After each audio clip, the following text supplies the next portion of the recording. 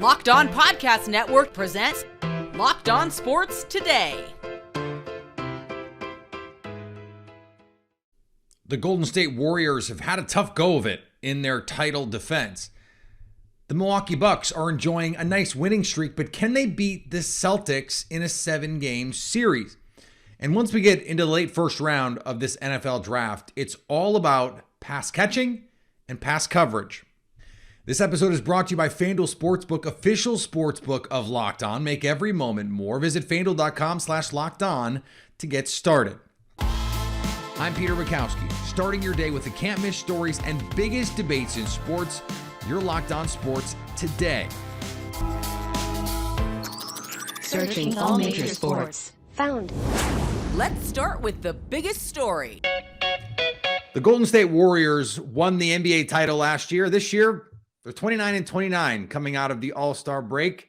They have about as thin a point differential as you can imagine. They average 118.6 points per game. Their opponents average 118.5 points per game. And that is Steph Curry is going to miss some more time here. We're not sure how much more. Andrew Wiggins has been in and out of the lineup. The pool party, it's been a little shady, maybe rainy on the pool party this season, not been doing great. And yet, everyone you talk to says, yeah, when the Warriors are healthy, they're title contenders. Cyrus Satsas from Locked On Warriors is the laugh that you're hearing if you're listening to us, not watching us on YouTube. And Cyrus, I want to put it to you. Why are they title contenders? What is the evidence that they are, given the way that they played this season? There's no like actual measurable evidence that supports it.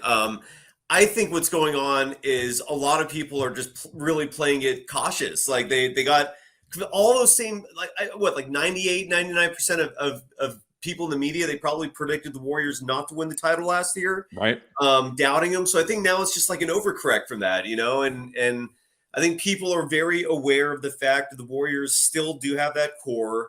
And I think it's very much in the realm of possibility that a lot of this season's malaise has to do with apathy. It's just they don't care. They're kind of sleepwalking through the regular season. Steve Kerr just a few days ago in an interview said confidently, like he still thinks this team is primed for a repeat run for a world championship. That, Draymond, no one's losing sleep there, which is crazy, but there's no evidence that supports that the team is primed for another championship run.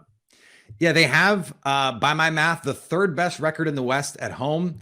And again, by my math, the third worst record on the road in the Western Conference. The only teams worse are the Spurs and the Rockets, who are actively trying to lose games. That is remarkable.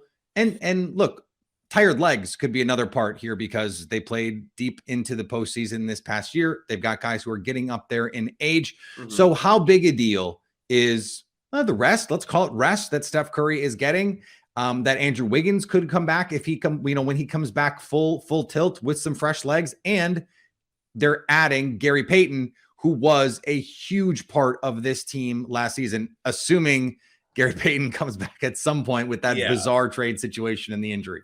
That's a huge if. Talk about like a contrast in medical teams, right? Or medical staffs for two different teams where he was literally playing for the Trailblazers and now he's out for who knows how long. It's weird. The whole thing is crazy. Who knows what they traded for. You're right. And that's another thing, by the way, too, because he was the absolute perfect missing piece this season. It's crazy how one player can impact a team like that. But now it's a huge mystery in terms of when he's going to come back. The Wiggins thing is also concerning because we don't know what the specifics are, but he's already had kind of a rough year in terms of injuries and illness. Like he had this abductor injury or abdominal, I can't remember which one. And then he had COVID and the flu like back to back, but they were spaced out apart just enough to afflict him separately. And it was just, he's had a miserable year in terms of health. And then now he's missing games because of a personal reason. And it has to do supposedly with his family. That's all we know. I don't think anyone's really investigating, but I think if he's missing games like this, it's got to be something serious. So I think people are worried about him right now. Overall, though, this team they're struggling. And, you could say, well, Steph's missing games. It's good. I don't know. I don't know if that's true. But look, last year they played, I think, 18 or 11 minutes together. I can't remember what the number was. And they came back for the playoffs and won the whole thing. So, yeah, we'll see. We'll see. This whole preseason is wild, though. No one's going to count out a team that is run by Steph Curry. And that we saw last year, he can just take over games. And we saw it this year, right? To start the season, he was an MVP candidate. So no one is going to count out the Warriors until game 8 of a 7-game series.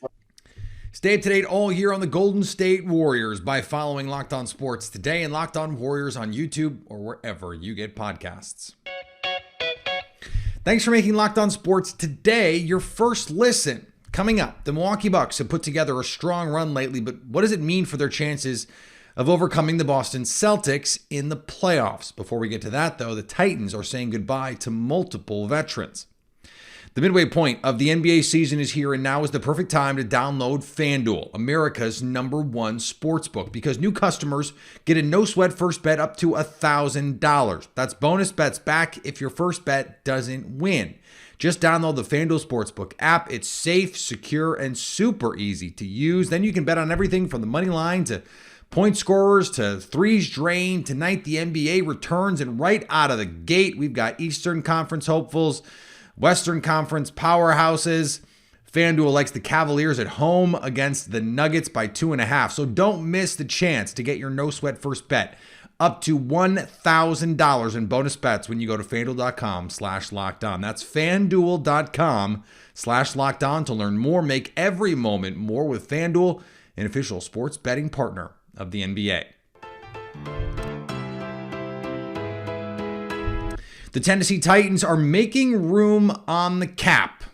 You know, the thing that totally exists. They released longtime left tackle Taylor Lewan, wide receiver Robert Woods, inside linebacker Zach Cunningham, and kicker Randy Bullock. The Titans had been approximately $23.3 million over the cap before Wednesday's moves. By releasing those 4 players, the Titans saved almost $38 million against their cap. Lewan, a 3-time Pro Bowl offensive lineman and the most prolific of the 4 to be released, was the longest tenured player on the Titans roster. But Lewan had 2 ACL surgeries in 3 years that limit him to playing in just 20 games over the past 3 seasons. Alabama survived an upset bid on the road at South Carolina on Wednesday night. But what made this particularly noteworthy was who was in the starting lineup for the Crimson Tide. Alabama freshman Brandon Miller started Wednesday night despite Tuscaloosa police testifying a day earlier that the star forward brought a now former teammate the handgun used to kill a woman in January. The school announced the decision in a statement about 3.5 hours before a 9 p.m. Eastern tip in Columbia. Based on all the information we have received, Brandon Miller is not considered a suspect in this case, only a cooperative witness, the statement said. Based on all of the facts we have gathered, Brandon remains an active member of our team. Miller, for his part, made the game-winning layup and notched a career-high 41 points on the night. In NHL action on Wednesday, the New York Islanders slipped by the Winnipeg Jets. The New York Islanders did the little things right and beat the Winnipeg Jets 2-1. Gil Martin of Locked On Islanders here. Good win for the Islanders. As expected, a defensive struggle when you have 2 great goalies like Sorokin and Hellebuck going at it. You expect a low-scoring game, but the Islanders' penalty kill was good, and they did all the little things necessary to clear the zone, to get the puck out of harm's way. Some good goaltending by Sorokin, and just played for about 45 out of 60 minutes, a very smart, conservative, but efficient hockey game, and that was enough to get the win. Timely goals by Sebastian Aho and Simon Holmstrom, earning the Islanders an important 2 points in the standings. For more, listen to and watch the Locked On Islanders podcast with me, Gil Martin, wherever you get your podcasts. The Calgary Flames and Phoenix Coyotes saw a lot of goals in their game. It is amazing what your 4th line can do when you add some speed to it. Hello, everyone, and I'm Jess Belmosto here from Locked On Flames. And tonight, the Calgary Flames came back after being down 3-1, and I am almost positive that is the first time that they have had a third period comeback all season. So it was absolutely great to see. They came out strong. The young guys looked absolutely fantastic tonight, and I hope that this means Daryl Sutter will be playing them consistently and really utilizing them, so your higher end guys like Huberdeau and Kadri can kind of, get a little bit of rest here and there. The power play, oh my goodness, they had 3 power play goals tonight, and I am just shocked that they had enough offense to keep them afloat tonight. It was a very surprising performance, especially after their performance against the Philadelphia Flyers. The Milwaukee Bucks have won 10 straight heading into the All-Star break, tied with the Boston Celtics in the loss column in the Eastern Conference. Now just a half game behind first place. Joining me now from Locked On Bucks, Frank Madden. And Frank, Giannis Antetokounmpo apparently avoided serious injury on that wrist. They're waiting on Bobby Portis. Jay Crowder still has not played a basketball game this season. So with all that said, this is a team that has the pedigree to win a title. We saw them do it a year ago. What do you need to see out of the last 25 games to make you feel confident in them heading into the postseason? Well, first off, Peter, 12 games. Come on. Don't shortchange them by those extra 2 wins. Yeah, I mean, I think with Giannis getting hurt right before the break, obviously that was the big storyline over All-Star weekend. Bucks fans closely watching every movement with his right hand. Did he give an awkward high five? Was he favoring his left hand? Whatever it might be. So hearing that, after the second opinion, he wasn't going to need surgery, and it was, unfortunately, we don't have a lot of definition as far as his actual timeline, but, worst case scenario of him being out, a couple months, which is the amount of time left before the playoffs, like that was avoided. So, again, is it a week, half a week, 2 weeks? We don't know, but it's probably one of the more substantive Mike Budenholzer press conferences that we've heard today. We heard that Giannis was at least a participant in some activities, whether that was just stuff running around or something. I don't know if he was using his right hand, but certainly they've got 4 games through next Wednesday and then a couple days off before they play the Sixers next week from Saturday, which would obviously be a pretty big game given the way that he's shaking out. So again, is that, potential earliest return date? Who knows? He's Giannis, he's Wolverine, he heals in different ways than normal humans. But we also heard that Bobby Portis and Jay Crowder, obviously you just mentioned, are expected to play on Friday. And maybe the thing I was most nervous about, Chris Middleton missed the last game before the All-Star break against the Bulls. And kind of worryingly, some talk about his knee maybe being sore again. That obviously had been something that had bothered him after he had initially come back and then missed about a month. So, hey, if you've got Chris Middleton, Bobby Portis, and Jay Crowder back for this weekend, and Giannis hopefully not far behind, I think that, hopefully is a good sign for, the thing that I want to see most in the last, 25 games or so of the season. That's health, right? Just for teams like this, whether you're the Bucks, Celtics, Philly, whatever it might be. Specifically on Jay Crowder, this was a move that had been the worst kept secret in the league. It felt like for the month before it was made. What does he bring to Milwaukee? Yeah, I mean, obviously a lot of the talk has been about him kind of being like the PJ Tucker analog for this team, what PJ Tucker was to this team in the spring of 2021. But I think for me, really it's about flexibility, lineup flexibility. I mean, Jay's mainly been a stretch four over the past few years. Again, does he have the ability to guard down, threes, guard, potentially twos or something like that? I don't know that he's going to do that for really extended stretches. That's something that PJ Tucker did when he was in Milwaukee. He's a total weirdo in terms of his ability to defend both up and down. So we'll see exactly kind of where Crowder is. And that's not even to say like the fact that this guy hasn't played basketball since last year's playoffs, right? So I think that's kind of the first question is just like, I mean, is he the same guy that he was? I guess he's 32 years old. He's had certainly some questions about his consistency. Is he a guy that you can rely on series in and series out in the playoffs? Been a bit of a mixed bag in that regard. But I think we saw it over the past, weeks and months when you had Giannis out for periods. You obviously had Chris Middleton out for extended periods. The lack of, depth that they had at points, kind of at the forward positions, it left them very thin. And you had guys playing that you're like, wait a minute, why is, AJ Green playing 15 minutes a night here for the last 2 weeks? Just the kind of situations where you were kind of tapping guys in the shoulder to play that maybe you wouldn't expect to see certainly in the playoffs. So I think with Crowder, I think the big thing though, I mentioned it, Brook Lopez, they've relied on him really heavily. Brook's been awesome this year, hard to believe he's 34 years old, coming off back surgery last year. The resurgence that he's had defensively, and also his shooting has been at career best levels this year. So he's obviously super important. So I'm sure, instead of having him play 30 minutes a game, can you back him down to 25 minutes per game over the next couple months? Maybe get him a little recharge for the playoffs. Again, Crowder isn't going to play center, but if you have Crowder and Giannis and Bobby Portis, it gives you a little more flexibility to play small.